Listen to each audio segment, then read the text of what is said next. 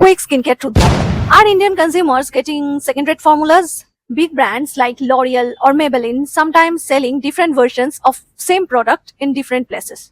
And that can mean cheaper emollients, heavier fragrances, and lower active concentrations. Hi, this is Arunita and welcome to a new series of my skincare episode, Skincare Busted or Dusted. So beside my jobs, this skincare is something that I am absolutely addicted to. So first of all, I am not a certified skincare expert. Then why can you rely on me?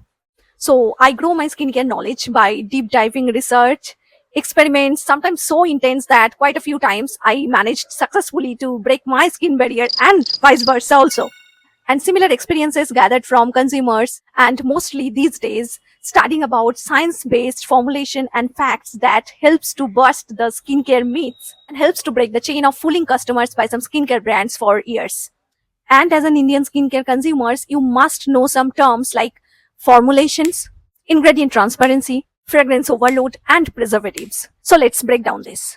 For example, some locally sold skin brightening creams and sunscreens list the same active ingredients for their foreign counterpart but place it lower on the INCI list. That often signals a lower concentration.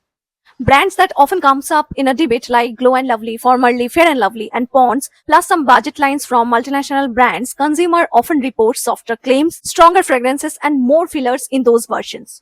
So watch for red flags. Clinically proven without any published data.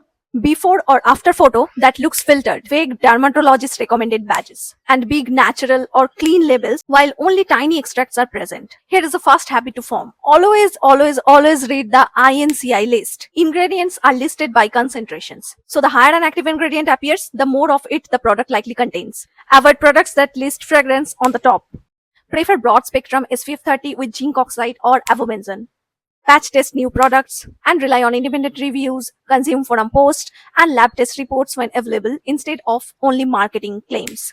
Don't buy the hype, buy the ingredient list. In this series, I'll try to break down the truth of the skincare products based on my study, experiments, and research, and also want to talk about the products that really helped with my skin concerns. So always be aware of what you are feeding to your skin. Comment ingredients and I'll make the next episode very soon. Till then, bye!